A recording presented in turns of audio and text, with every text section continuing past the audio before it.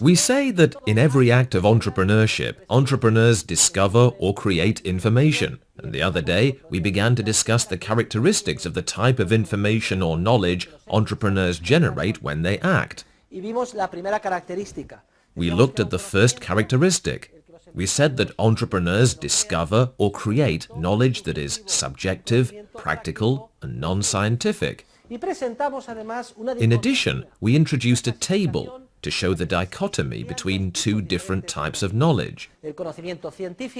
Scientific knowledge, which is centralized, can be generally agreed upon and pertains to classes of phenomena, and, in contrast, subjective, entrepreneurial knowledge, which is practical, cannot be acquired from books, and instead can only be obtained through the exercise of action itself, in particular circumstances of time and place. We could say that the only way to gain entrepreneurial knowledge is to use it. Entrepreneurial knowledge pertains to unique events, which are historically unrepeatable, and it is knowledge that cannot be expressed in words. We concluded that success in life does not depend as much on knowledge that can be acquired from books, articulate or scientific knowledge, as on practical entrepreneurial knowledge.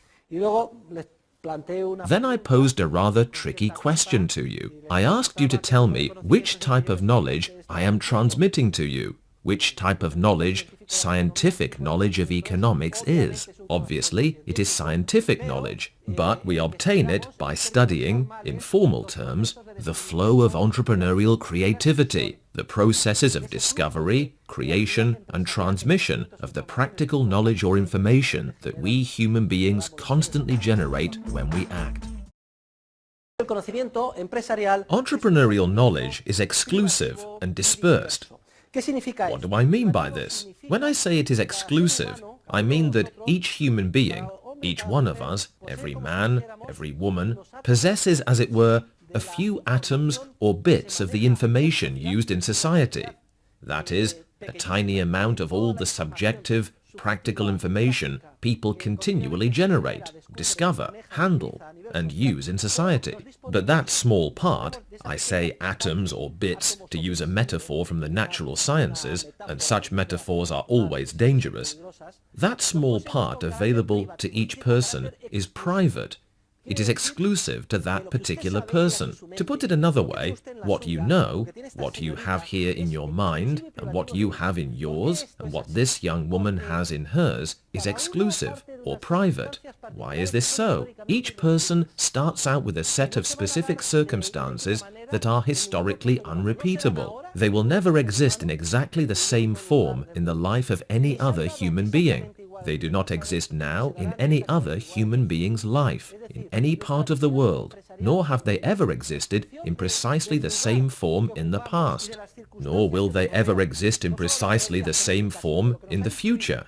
In other words, our entrepreneurial view of the world, in terms of where we live and the circumstances that surround us, not only our genetic inheritance, but also our influences, the experiences we have had, the ways we have shaped them into memories, and the ways we can recombine them in the mixer, blender, or cocktail shaker of our mind to creatively imagine the future in the form of entrepreneurial expectations is a view that no one else will ever fully share, because the knowledge we each start out with is exclusive. It is private. This should make us feel both proud and a little dizzy. What I am saying is that no matter how similar we may think other people are to us, they can never be identical to us, at least not from the perspective of entrepreneurship, because they each start out with experiences, knowledge, and circumstances that can never be an exact duplicate of ours. To put it another way, we are unique in the universe. We are unique as to our view of our surroundings, and as to our capacity for creativity and entrepreneurship. It is in this sense that entrepreneurial knowledge is not only practical, as we saw last week, but also private, exclusive to each one of us. In fact, this is a huge responsibility, because it means that if an entrepreneurial idea has occurred to us, perhaps no one else has thought of it in exactly the same form. with all the same nuances, with all the same subtleties, and that if we do not take advantage of that act of entrepreneurial creativity, a creative approach of enormous importance in the world may be frustrated. If we miss the bus when one passes through our lives, we may never have another chance of catching it, and what is more, no one may ever have a chance of catching it. Therefore, from the standpoint of entrepreneurship, we must each accept our own exclusive individuality in terms of the private nature of the knowledge that we alone can create. And that depends on the lookout tower from which we see the world, a tower which cannot exist with the very same characteristics in the life of any other human being. I repeat, it is not only that it cannot exist today, it is also that no one in the past has ever shared, nor will anyone in the future ever share, in every detail, the same circumstances that determine our entrepreneurial creativity on a personal human level. Also, the knowledge we are discussing is not exclusive only in this sense. We can also describe it as dispersed knowledge. Hayek often refers to dispersed or divided knowledge. As we will soon see, we all cooperate, and by doing so, we generate a massive, constantly changing flow of entrepreneurial knowledge. And this flow of knowledge is what moves civilization forward, as if through a limitless expansion, a Big Bang. I call it a coordinated social Big Bang, which is always expanding. We all cooperate, and we benefit from a vast volume of knowledge or information, which, nevertheless, is not at our disposal, for of the immense, continually recent entrepreneurial knowledge that we use on a social level, only a tiny part is available to us, and that is the part that we can see or create.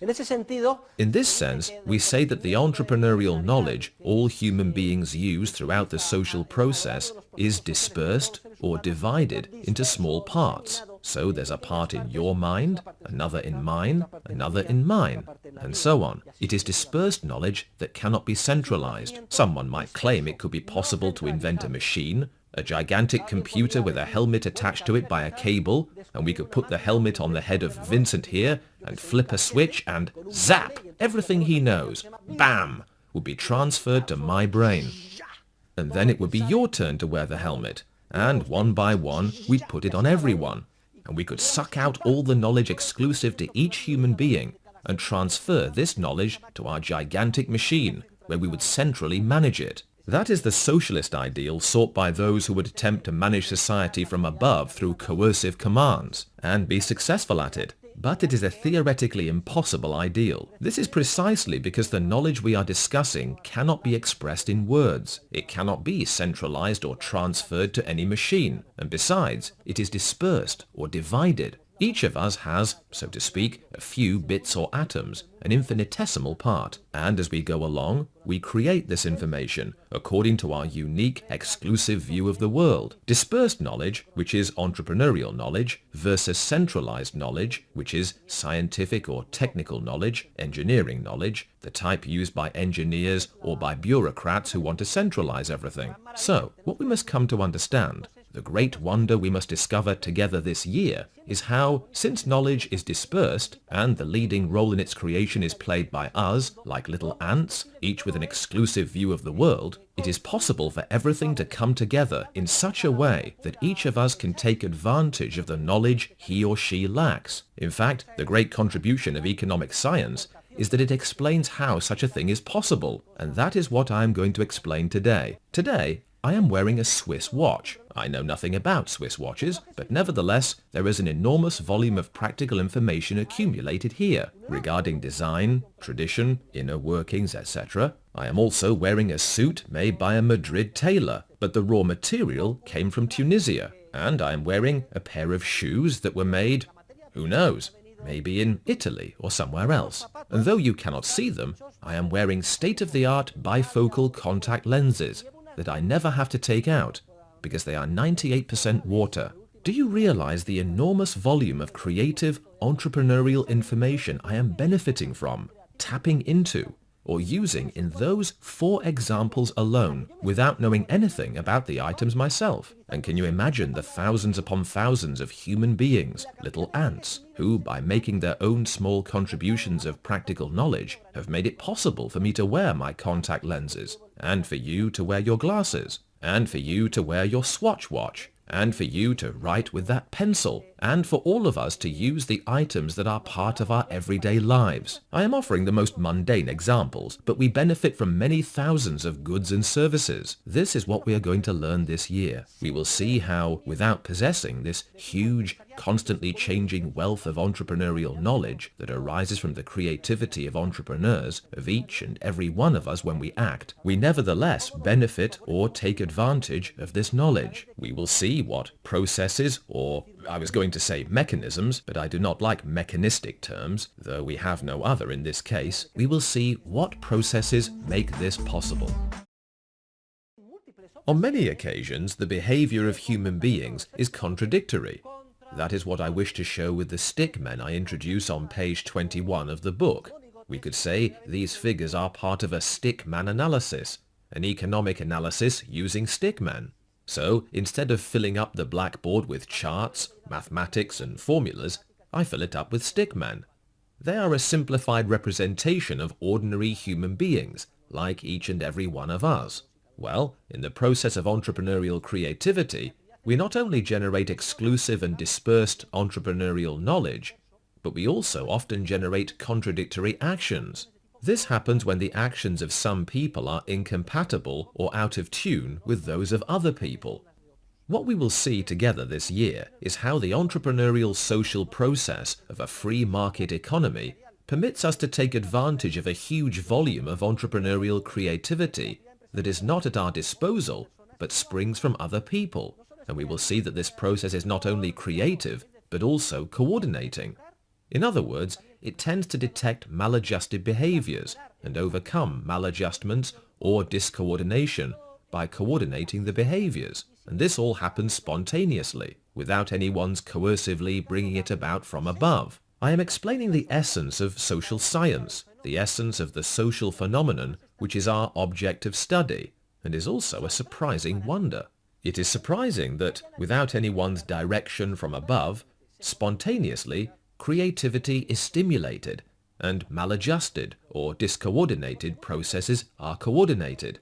Many times, the dispersed knowledge we possess is maladjusted. That is what I am illustrating here. We will use this halo of short lines to represent the exclusive, practical, entrepreneurial knowledge of this man or woman, this human being, A, and here the practical knowledge of B. And we will suppose that in certain specific circumstances of time and place, that practical knowledge is that A intends to achieve an end, X, and the arrow that points to X indicates, in this diagram, the end pursued. As you know, the end is what motivates the actor to act. A is very upset because he realizes that to achieve the end X, he needs a resource, a means, R. Let us recall that we defined the means as anything the actor subjectively believes will enable him to accomplish his desired end. He values the end and assigns utility to the means, depending on the value of the end he believes the means will permit him to accomplish. Why is A upset? Because according to the knowledge he has at this moment, he cannot achieve the end X, because he lacks the resource R. So he cannot do it. He is frustrated. He cannot complete his action. Well, let us suppose that somewhere else in the market, and when I say somewhere else in the market, I am speaking in a praxeological sense. We mustn't be materialists. We mustn't think of geographical places. They could be right next to each other. I'll give you an example from the movies in a moment. Somewhere else, in a praxeological sense, in terms of human action, we find B, who is pursuing a completely different end. I have indicated it with an arrow that points down to the end Y. Furthermore, there is the following circumstance. Resource R is available to her in great abundance. She has a tremendous amount of it, but she attaches no importance to it, and she wastes it. She sees it like the curse of Texas. Do you know what the curse of Texas was? Well, before the discovery of the internal combustion engine, the main source of wealth in Texas was livestock, vast expanses of farmland where people raised cattle, many head of cattle. But it turns out there was a curse on Texas with respect to many parts of the United States, because from time to time, no one knew why, it was a mystery, a blackish, oily substance would ooze out of the ground into pools, namely oil. And if the cattle got close and the oil mixed with the water and the cattle drank the water, bam, the cattle would die. The poor stock breeders did not know what to do with it, except misuse it. Land was worth much less when that curse was upon it.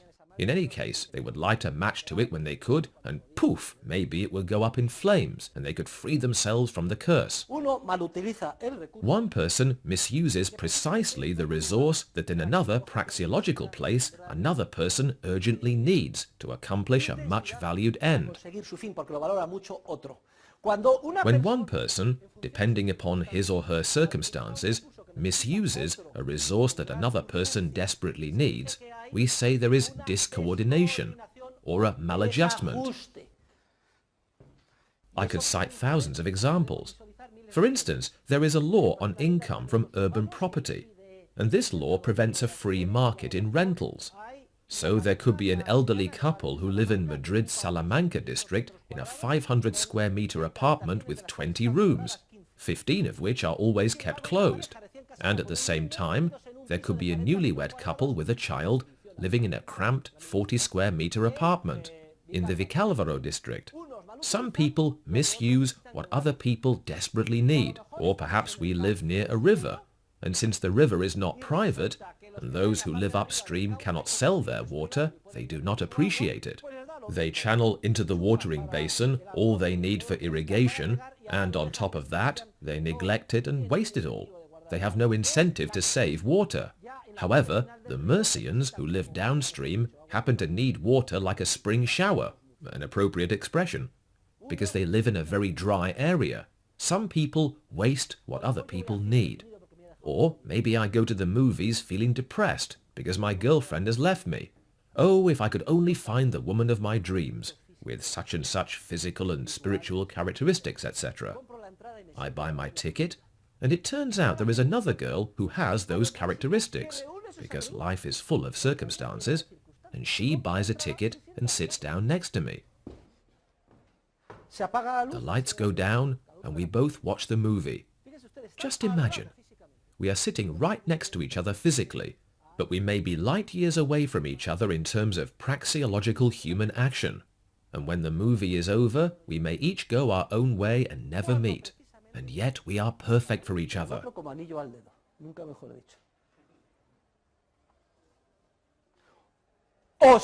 Or perhaps we do meet. We may have a chance encounter. That is why I say that it is not physical nearness that matters, but other places in a praxeological sense in terms of human action. As we will see, though I do not want us to get ahead of ourselves, the social process drives human creativity when we act, and gives rise to an inconceivable and constantly growing volume of new ideas about ends, means, etc. Ideas which move civilization forward, and which are only available to us in a tiny amount, and are exclusive, though we can still take advantage of this enormous volume of ideas as if we ourselves had created them, when we did not. Think of the examples of the watch, the suit, etc. Furthermore, we will see that whenever there is a maladjustment or social discoordination arises, there is also a very powerful incentive for the Entrepreneurial Act to uncover the maladjustment and achieve coordination. Hay, además, que conectar esta idea del conocimiento tácito. We need to connect this idea of tacit knowledge with the concept of institutions, which we talked about in an earlier class. We said that human beings have two tools to help us face the ineradicably uncertain future. First, our own entrepreneurial capacity, which tends to bring us closer to what we want to achieve. Our ends, though there is no guarantee. And second, institutions, which are repetitive, patterned behaviors we learn with practice. Frameworks of behavioral guidelines. Well, the knowledge of institutions is also tacit, inarticulate knowledge. Hay un ejemplo clarísimo. There is a very clear example. I remember the first time I went to the United States. My wife had just completed a master's degree and she was working at a children's school. I used to pick her up from time to time, and I was surprised at how well the 3-year-old American children spoke English. But these 3-year-olds speak English 1,000 times better than I do. And I've spent hours and hours studying books, studying vocabulary, studying grammar, and I don't know even a tenth of what a child 3 or 4 years old knows. They conjugated verbs perfectly, just as a Spanish 4-year-old conjugates the most complicated subjunctives you can think of, and a 5-year-old knows even more than that. Try having a conversation with someone who has learnt Spanish as a second language as an adult. He or she has learned it by studying technical knowledge, while a child learns a language by practice. From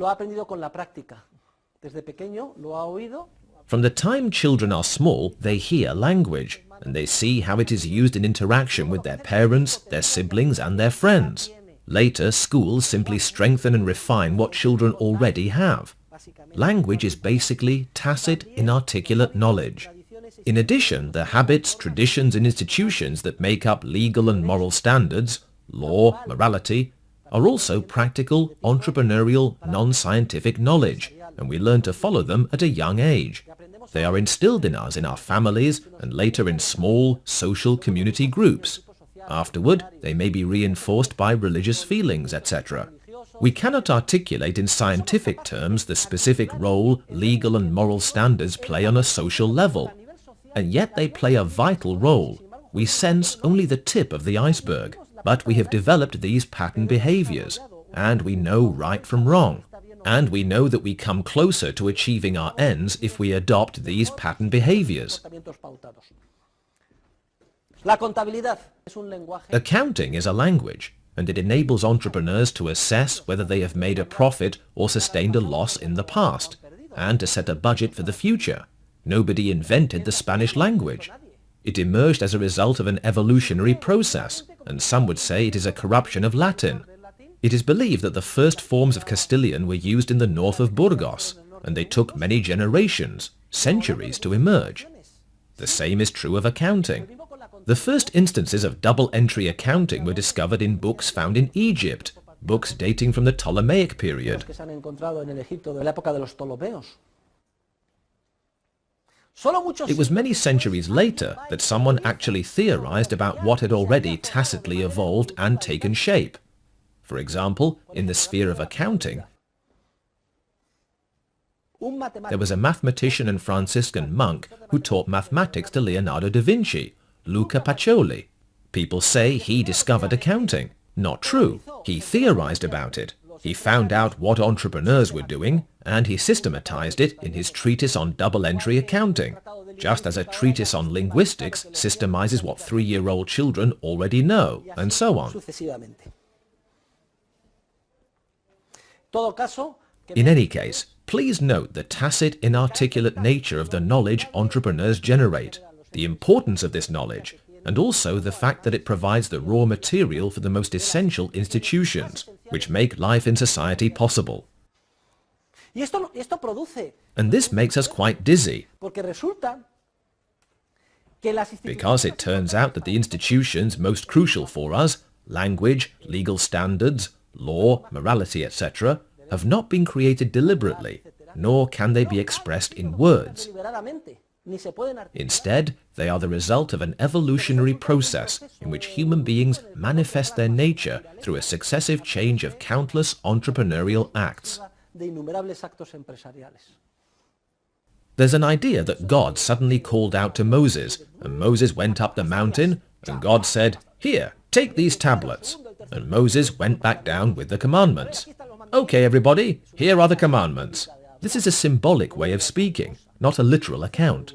There is an evolutionary process that involves millions of human beings over generations and generations, thousands and thousands of years, in which we gradually discover, through entrepreneurship, which behaviors are successful and which are not.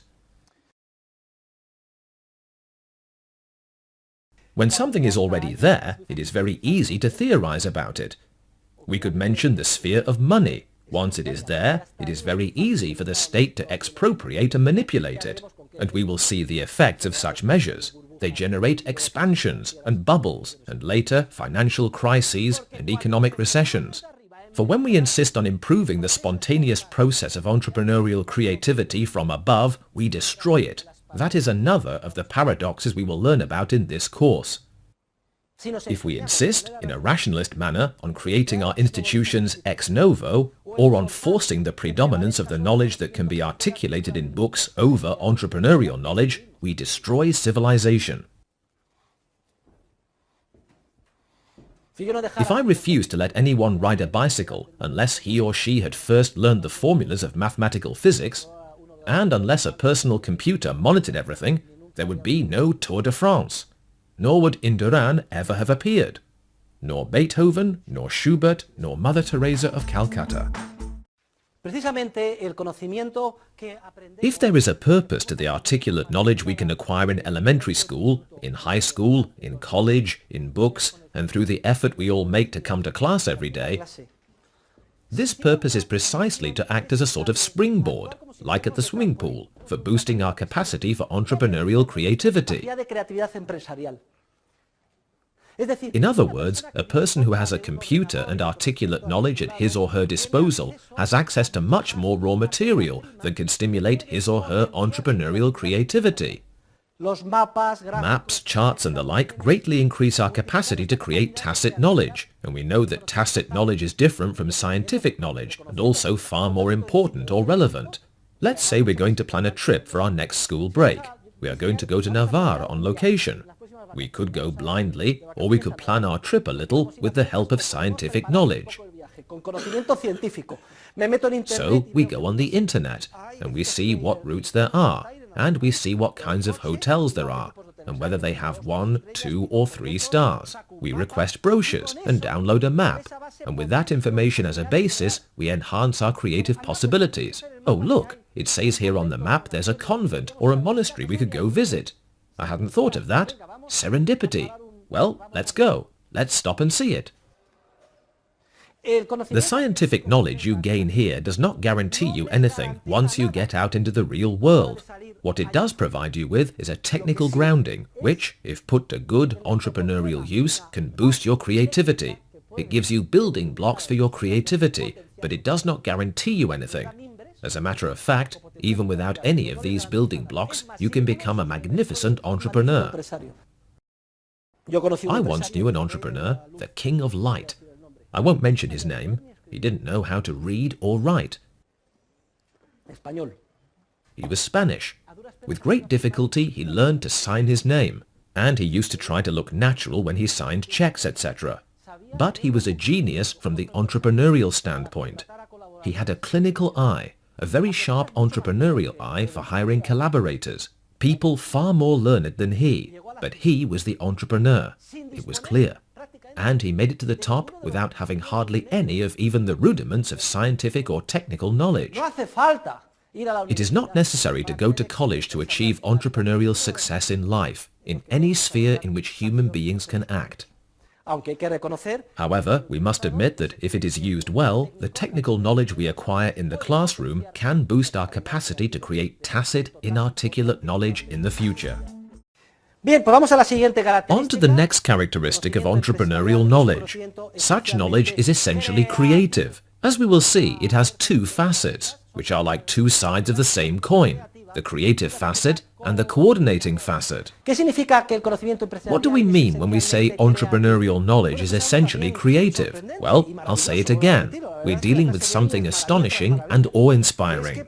Indeed, today we will be discovering one amazing thing after another. For to exercise entrepreneurship, we do not need to have any means at our disposal. An act of entrepreneurship does not involve any cost at all. In this sense, entrepreneurship is especially creative. The very discovery of a profit opportunity involves an implicit profit. For example, it could be Mr. A who suddenly comes to a realization. Hey, Miss B is right there. She's very close by, and she has just what I need. Or it could be Miss B who says to herself, hey, I'm squandering this resource when Mr. A needs it. It could also be a third party. To help us visualize and illustrate the argument, let's suppose it is a third party, Mr. C. Let's suppose it is Mr. C or Ms. C, and that the Entrepreneurial Act simply consists of discovering, recognizing, or perceiving something that only a fraction of a second before had gone unnoticed, namely that there is a profit opportunity. We'll represent this discovery as a bulb that lights up. Eureka! Look at that!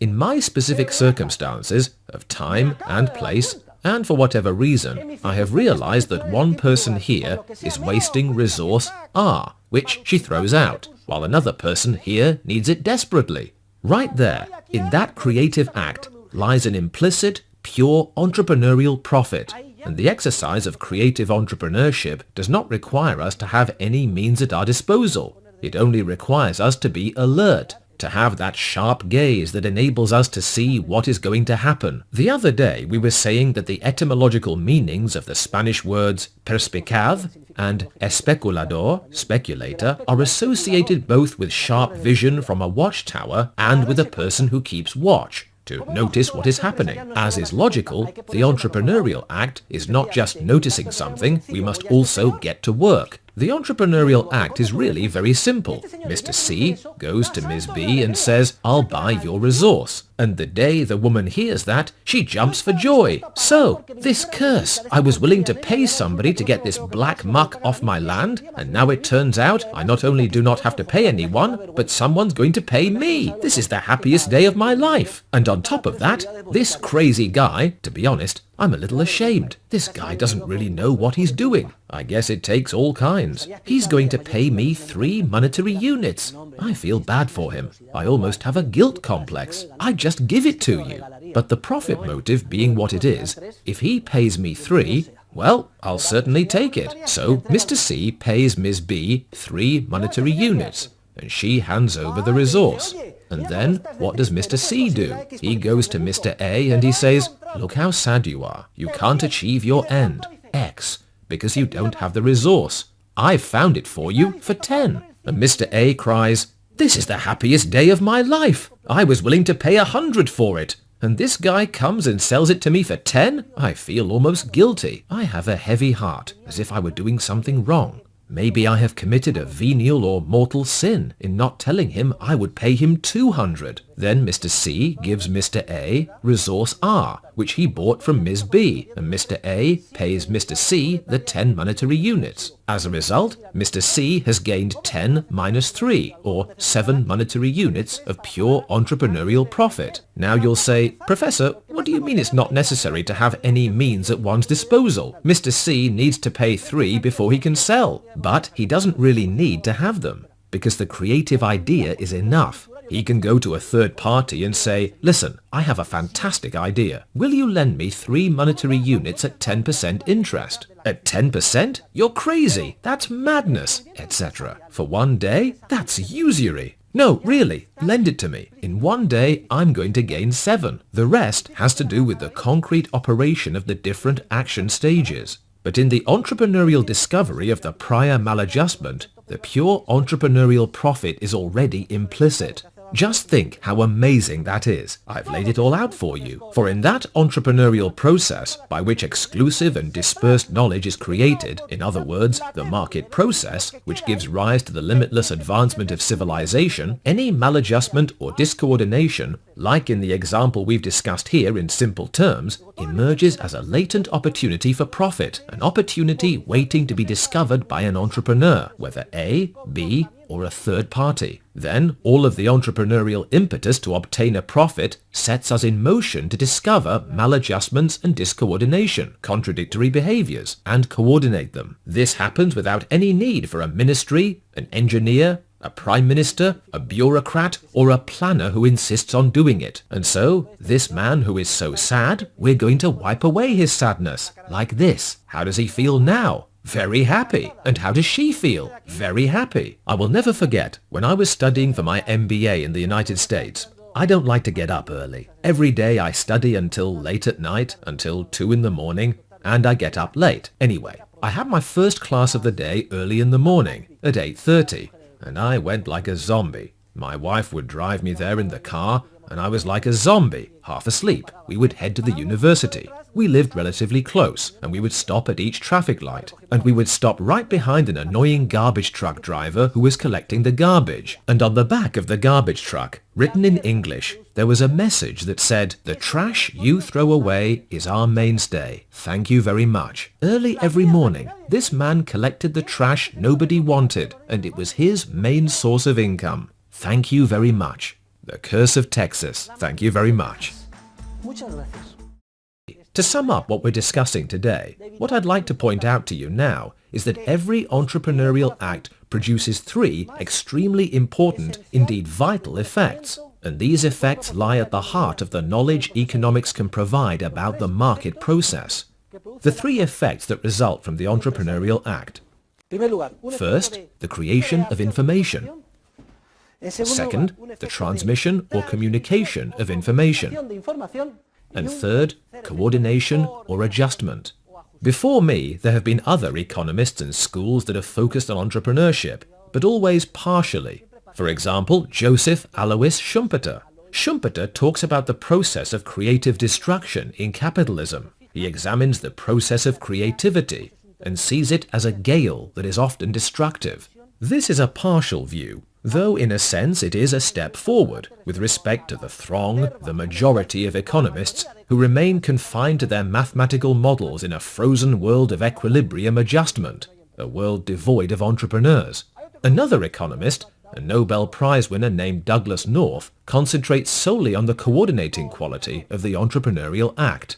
Notice how I have described the three effects. First, creation, to which Schumpeter limits his incomplete analysis. Second, communication or transmission. And third, coordination. Creation and coordination, gale and order. Two sides of the same entrepreneurial coin. Let's consider each effect separately. We'll begin with the creation of information. Every act of entrepreneurship involves the creation from nothing, ex novo, ex nihilo, of information we had been unaware of until then. A fraction of a second earlier, we hadn't thought of the entrepreneurial project. The moment we think of it, new knowledge is created in our minds. And I can't tell you why, for such an explanation would be meta-economic. Maybe within the limits of psychology, a person could have some intuitions about it. Why is it that any of us, you or me, can create things? The other day I was saying that we use our recollections of the past as building blocks. We feel restless because in this part of our minds, though that's a rough way of putting it, we have this knowledge, and in this part we have this other knowledge, and we are restless and can't sleep until... Eureka! We connect the two, and it occurs to us that we could do a certain thing. Why do we have this capacity? Theorists of computer science and artificial intelligence would say, well, it's like this. The human brain contains 150 billion neurons, approximately. It's like having several million personal computers connected in a network and working at the same time. Imagine that in one computer there is a certain bit of information which indicates that a particular thing could be done. And in another computer, X millions of computers away from the first one, imagine they're all connected in a horizontal line, there is another bit of information, and the two bits can be connected, and something of value results. Well, we don't know why we are able to create. Maybe we turn an idea over and over in our subconscious until we see the idea clearly. We can sense how the creation process works. The brain truly is a wondrous thing, and we can think of it in terms of computers, as a network of 150 billion neurons. But society is even more wondrous. According to Hayek, it is the most complex order in the universe because it consists of 7 billion people, each of whom has a brain with 150 billion neurons in it. Do you realize how much creativity that is? Beethoven's 9th Symphony, Schubert's 8th Symphony, The Unfinished, Dvorak's 8th Symphony, Las Meninas by Velázquez, Windows 95 by Bill Gates, Mother Teresa of Calcutta. In all areas, there is a surprising force of creativity. We create ex nihilo, from nothing. And I can't explain why. Why don't monkeys create in the same way? Or dogs? Well, the materialists, Though I don't want us to get ahead of ourselves, because we will discuss this when we talk about method a few lessons from now, the materialists believe the basic elements determine the spirit. I will show the opposite is true. The spirit determines the basic elements. We are unable to reproduce our own minds. It is beyond our capacity. We will talk about this when we study hierarchical orders. We have only sparks and intuitions. The strategy of computer scientists during a certain period in the last century was to build a super mainframe, a gigantic supercomputer. Come on, bigger, bigger, bigger! A truly gigantic computer, and that would be equivalent to a central planning agency.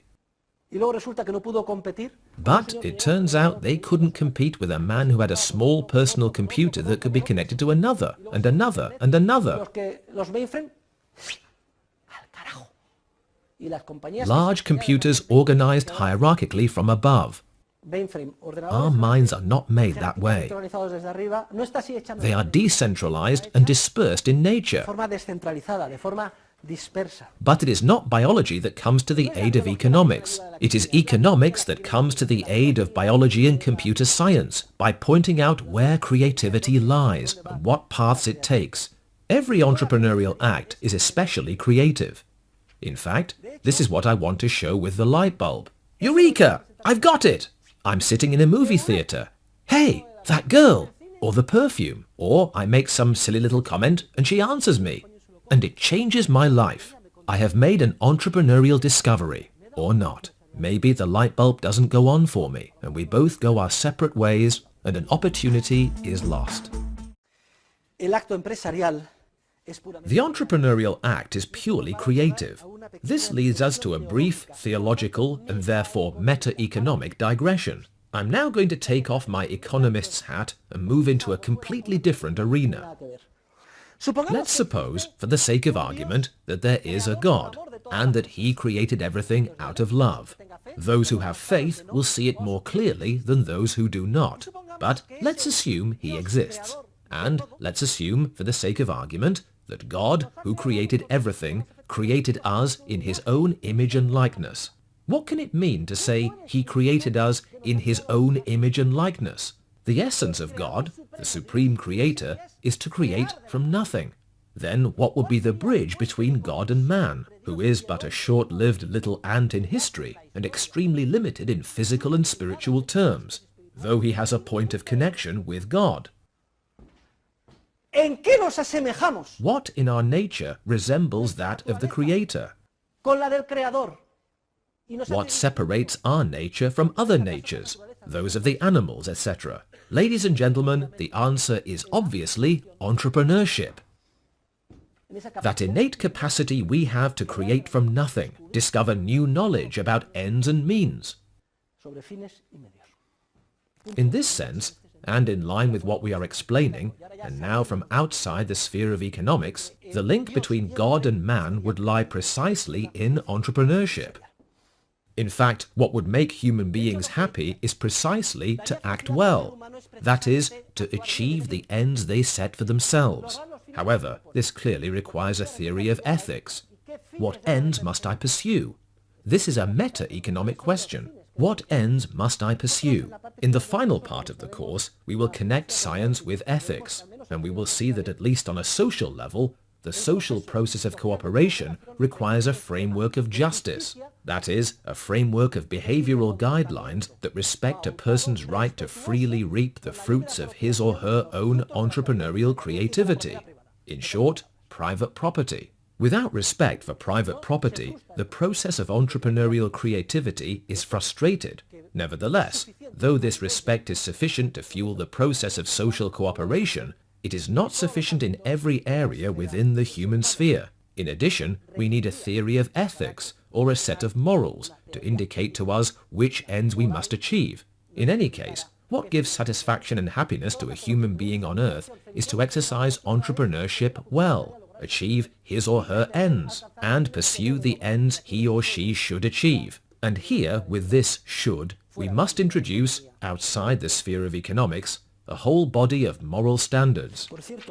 Incidentally, Pope St. John Paul II published an encyclical entitled Centesimus Annus, on the 100th anniversary of Leo XIII's Rerum Novarum. Centesimus Annus contains two sections, 44 and 45, I think, that seem as if they were dictated by Hayek. In other words, by one of the most eminent theorists of entrepreneurial knowledge, which is our topic. Notice what the former Pope writes.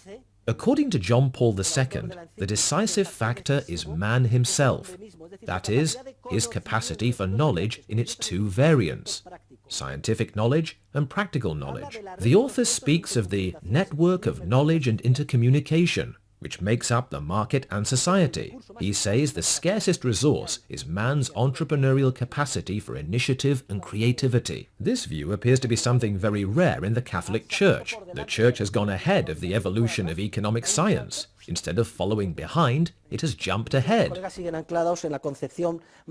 Many of my colleagues remain anchored in the mathematical conception of social engineering and strictly scientific knowledge, in the viewpoint of a social engineer. Now we come to the end of the meta-economic digression I wanted to make. I'll leave you to ponder the question, so, we are like God because we act entrepreneurially? And the answer is yes. But weren't entrepreneurs the bad guys? To attack entrepreneurs is to attack our most intimate nature. It's self-destructive. It's like infecting ourselves with a virus that destroys our immune system and eats away at us little by little. It's like attacking the profit motive, the search for profit. We fight against our own nature. I am simply articulating in scientific terms something that is clear to all of us, namely the essence of our own creative entrepreneurial nature. What sort of information is created? Well, in the case of Mr. C, the entrepreneur who discovers the profit opportunity latent in the maladjustment, it is the information that he can earn 7 monetary units by purchasing a resource which here is squandered and taking it there, where it is highly valued. Not only is this information created, but it is also transmitted or communicated in successive waves in the market. And we will see this together throughout the course. For when Mr. C comes into contact with Ms. B and buys her resource, he is transmitting new information to Ms. B, which alters her map of knowledge. What information does Ms. B acquire ex novo? Well, what do you know? It turns out this resource I thought was a curse is actually worth something. I was Ugly Betty, fat, knock-kneed, covered with pimples, etc. But it turns out I have a certain charm in some situations, and somebody has noticed me. That has changed my life, because it has changed my knowledge. What knowledge has been transmitted? Ms. B should save the resource she used to waste or misuse because it is in demand at a good price. Information is also transmitted to Mr. A. He was frustrated because he could not achieve his aspired end due to a lack of resource R, which he needed to accomplish this end he so desired. Now he receives the information that the resource is available, that he can go on with his project and complete that stage. And completing that stage is not only an end in itself, it also opens the horizons for many other ends that will occur to him afterward. So, the creation of information from nothing, the Entrepreneurial Act. The moment the entrepreneur recognizes a profit opportunity, information he or she lacked a fraction of a second earlier emerges in his or her mind. The entrepreneur has created something. When Mr. C, for instance, acts entrepreneurially, he transmits part of that information to those involved in the Entrepreneurial Act, specifically Ms. B. He communicates to her that she should save the resource she was wasting, as it is in demand at a good price. There are people who need it, and Mr. A can complete his action, because that resource is available. He can go forward with his life projects. Indeed, according to my definition, when we transmit something to someone, we cause that person to generate in her mind information she did not have before, information we had at least partially discovered or created ourselves. When I say I am now transmitting knowledge to you, you must not interpret that in physical terms. It's not as if I had a kind of tube here which I could just connect up and fill your minds with knowledge. No, instead, I am giving you a stimulus that encourages your creativity. You are practicing economic science yourselves. Though it is true that I am directing you, stimulating you, guiding you, you yourselves are creating and discovering knowledge, and you should be very proud of that. When we transmit something to someone, we enable that person to create or discover information which, in part, we have already discovered ourselves. Here you are, acquiring knowledge, but each of you is acquiring it in his or her own way. You are listening to me, and each of you is applying my words differently, as you immediately and almost inevitably try to adapt them to your own life circumstances, and enrich the seed you are creating. Notice we lack terms to describe such abstract realities. I have transmitted this seed to you, and you will take it with you, and it will continue to germinate. And tonight, as you sleep, it will sink in further. Your subconscious will kick in, and tomorrow you will be different people. Thanks to me? No, thanks to you, because you are creating something through listening to me. That is the transmission or the communication of information. The same is true for audio-visual communication. You are simply using a specific medium. Of course, a picture is worth 1,000 words. But the knowledge you are transmitting is essentially subjective and practical. It is entrepreneurial and inarticulate, and it suggests things and awakens feelings and emotions. There lies the difference between a great film director or a great screenwriter and a blockhead whose only interest is putting a hand into the coffer and receiving state subsidies. However, not only is information created and transmitted, but there is something even more remarkable. The Entrepreneurial Act is coordinating. It coordinates. For once it is performed, people who previously acted with no awareness of each other in a discoordinated manner, the person who squandered water upstream on a river when someone downstream needed it, the person who expected to remain single forever and so didn't take care of herself when there was someone who could have been very happy at her side, the person who thought garbage was a curse, the trash you throw away is our mainstay, when if properly treated, some waste can be turned into fertilizer, or the curse of Texas, oil, when, if processed at a refinery, it becomes gasoline and makes the internal combustion engine possible. These situations arise in all areas of life. Two people who used to perform their actions with no awareness of each other, in a maladjusted, discoordinated manner, learn. They learn, and in the best way possible, that is, motu proprio, of their own volition. They do not learn because they are commanded from above to attend classes at certain times, but because they realize learning is in their best interest. They each learn to discipline their behavior. And do you know what disciplining your behavior means? It means tightening your belt. And I'm going to tighten my belt, if I have another hole left for the buckle. We learn to discipline our behavior. To sacrifice and to make an effort in connection with another person. And we learn to do so in the best way possible to learn, spontaneously, with the idea that we will then better achieve our goals. And that is what makes life in society possible. From the time we get up in the morning and at 6 a.m. somebody has left milk for us, do you think it's enjoyable to get up at 4 in the morning to bring us our newspaper and our milk? Do you think it's pleasant to change the diaper of someone who is ill or elderly, or to collect the garbage, etc.? And yet we do these things happily, because we each learn to discipline our behavior in terms of the needs of others. We do so without anyone's commanding us, without reading it in the official state gazette, without the direction of a public official, but simply in our pursuit of entrepreneurial profit. When we discipline our behavior and save something we find unpleasant, and do so happily because we're going to sell it at a good price, we are acting in tune with the needs of others we may not even know, and that is the most amazing thing of all. We may never meet them.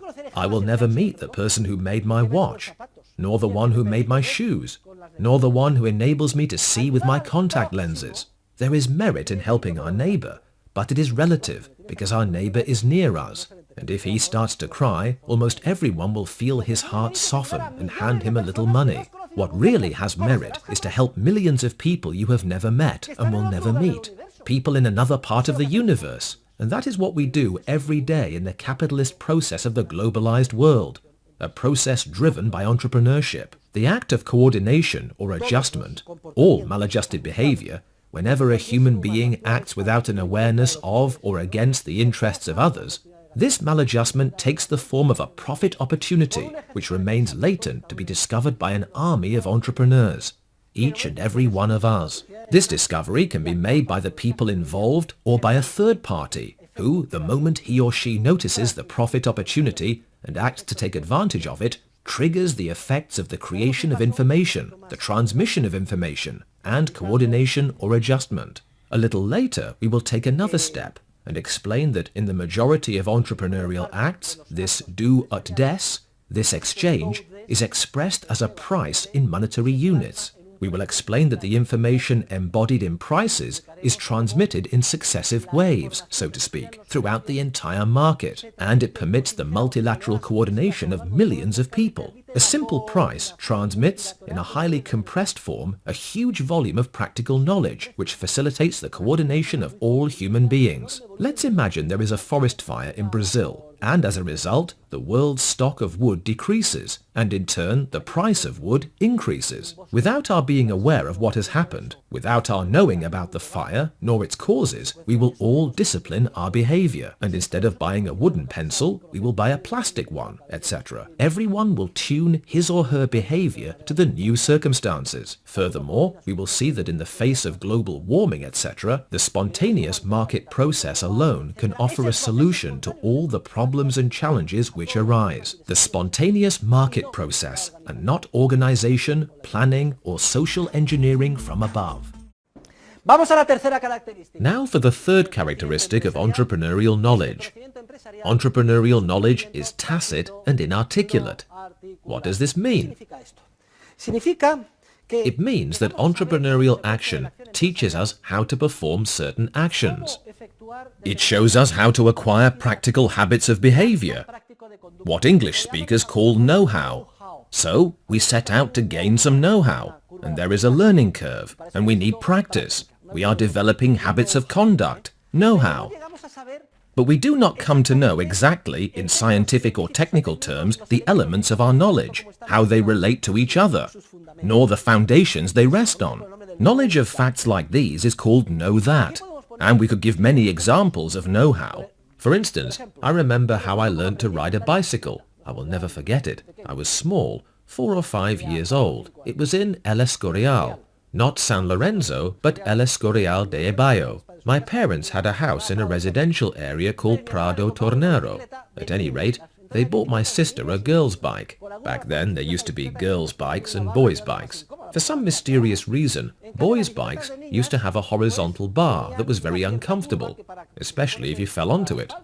However, girls' bikes had a curved frame, supposedly to make room for their skirts. Girls' bikes were much more comfortable. Anyway, I wanted to learn to ride a bike. How do you think I learned to ride a bike? You must be one of those who fell onto the bar, am I right? Okay. So, how did I learn to ride a bike? Did my father buy me a manual? Did I say to him, "Get me a manual on how to ride a bike"? Did I study the manual? No one has ever learned to ride a bike that way. What I did was, I boldly got on my sister's bike, once they had taken off the training wheels, and I tried to ride down a hill. And you know what happened? I took a terrible fall. I skinned my leg up to my knee and went home crying, "Ow, mummy, mummy!" Well, for a while I stayed away from the bicycle, but my goal was to learn, because I wanted to know how to ride a bike, like the big kids. And so I pointed the bike down the hill again and again and again, until somehow, mysteriously, I managed to keep my balance and not fall. In other words, I developed the practical habit of entrepreneurial conduct that enabled me to ride a bicycle. How many times did Miguel Indurain win the Tour de France? 5. Do you think Indurain knows the formulas of mathematical physics that permit him to keep his balance and not fall? That is, does he know the precise angle at which he needs to lean the bike, so that in a curve, the centrifugal force will keep him stuck to the ground and he won't fall? And does he enter these formulas into a computer, along with the specific data of bicycle weight and speed, the wind that day, etc.? And does the computer then automatically calculate the results and send them to the bike, so that the automatic pilot can... No. What Indurain has developed is practical knowledge on how to ride a bicycle. He has tacit knowledge. It's like when you know something, but you don't know how you know it. It's like when a young woman Any of my students, perhaps, goes to buy a dress. My daughters go to Zara. They tell me, "Dad, Zara has all the latest fashions, and the clothes are cheap, so I can buy them and get rid of them." And they are always at Zara. Zara is everywhere.